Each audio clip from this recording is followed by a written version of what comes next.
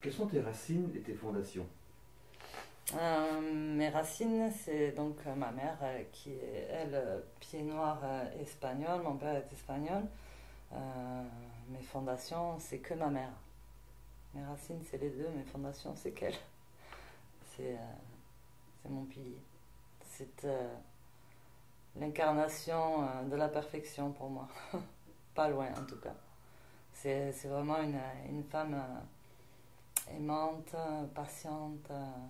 Elle a toutes les qualités d'une maman. De la maman que tout le monde voudrait avoir. Qu'est-ce qu'elle fait ou qu'est-ce qu'elle faisait comme métier? Ma mère, elle a travaillé quand elle était jeune à Caterpillar. Elle est née en Algérie, c'est une pied noire. Euh, Elle est née en Algérie, elle a été ensuite au Maroc à l'âge de 6 ans, jusqu'à l'âge de 20 ans. Ensuite, elle a travaillé pour Caterpillar, et puis elle est rentrée en France, travailler pour Caterpillar, un temps pendant sa jeunesse, puis elle s'est mariée avec mon père, elle a eu des enfants, et finalement elle est devenue assistante maternelle.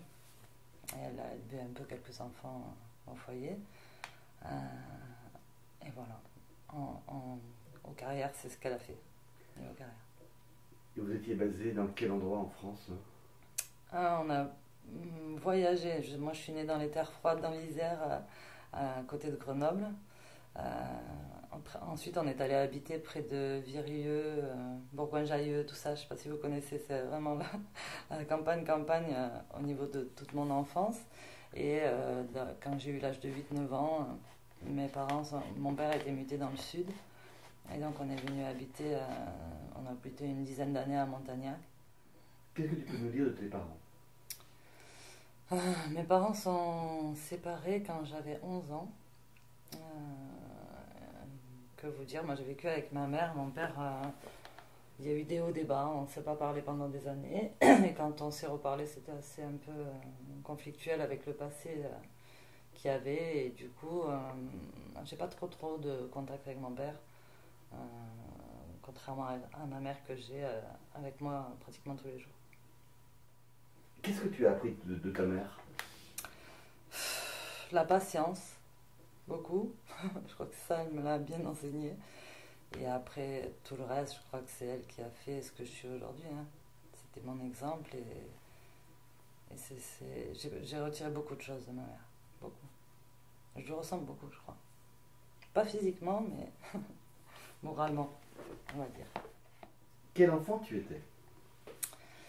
Euh, un peu espiègle, assez rapide, assez dynamique. J'étais très sportive. Ma mère elle me disait toujours le toit il te tombera pas sur la tête à toi. J'étais jamais à la maison. J'étais toujours à droite, à gauche. Bonne vivante, envie de tout. Ouais, j'étais dynamique. Tu as des frères et sœurs? Oui.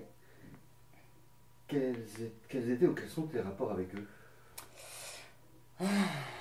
Ben, des rapports fraternaux, j'ai envie de dire, avec les hauts et les bas, les frères et les sœurs. À part avec ma sœur, avec qui je me suis toujours bien entendue.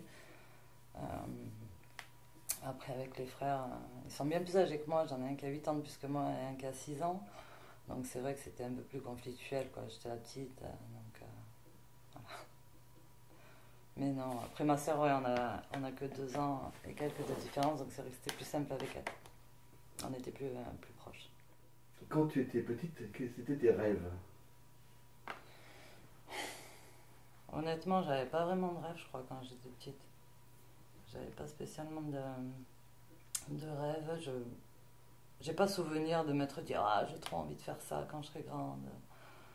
Non, après, quand il a fallu commencer à y réfléchir, parce que, ben, un peu plus grande, hein, pas petite forcément, mais un peu plus grande, sortie collège, etc., qu'on commence à parler de métier. Oui, je me serais bien vue médecin urgentiste, mais non, j'avais pas envie de faire les études qu'il fallait pour le faire, donc c'était réglé. Donc voilà, j'ai pas fait ça, mais j'avais pas de rêve en particulier, non. Je les ai eus plus tard et je les ai accomplis plus tard. Quel élève tu étais? Mauvaise. Non. J'étais une bonne élève au primaire. Et puis, au collège, c'est parti en sucette. J'étais une mauvaise élève après. Et pas un exemple à suivre du tout. Jusqu'à quelle classe tu as continué? Jusqu'à ce que je sois renvoyée, carrément. Ouais, non, c'était compliqué. J'ai fait jusqu'à un BEP. J'ai fini par un BEP sanitaire et social. Et après ça, tu as fait quoi? Plein de choses, tout et rien, parce que bah, du coup, j'avais pas de diplôme et ma mère m'avait toujours dit il faut que tu bosses, il faut que tu aies un diplôme. Voilà, mais voilà, j'ai fait mon BEP sanitaire et social et j'avoue qu'après ça, j'ai pas mal galéré parce que bah, j'ai fait des ménages, j'ai fait des saisons, les plantations de melons. Alors, grande comme je suis, je vous dis pas, je rentrais, j'ai eu des problèmes de dos très jeune, etc. Donc, j'ai beaucoup souffert de tout ça. J'ai vraiment fait des boulots pourris et j'ai regretté. Je me disais, ma mère, elle avait raison. J'aurais dû faire. Mais bon, j'avais pas envie. Honnêtement, euh, j'avais pas la patience d'étudier. Voilà. Moi, il faut que ça vienne tout de suite. Et l'école, c'était trop long. J'avais pas envie de ça. Ça m'énervait. Et je trouvais que c'était une perte de temps. Je savais que j'avais des capacités, mais elles passaient pas par l'école. Donc, je voulais faire autre chose et je savais pas quoi. Je m'étais pas trouvé, mais voilà, je savais que j'avais d'autres capacités que scolaires, quoi. Même si j'aurais très bien pu, hein, peut-être, je dis pas que je suis un cerveau, j'aurais très bien pu, même en étant moyenne, mais j'avais pas envie. Voilà. Donc c'est vrai que l'école, j'ai pas été un enfant comme ma fille, loin de là, loin de là. Mais juste parce que j'avais pas envie.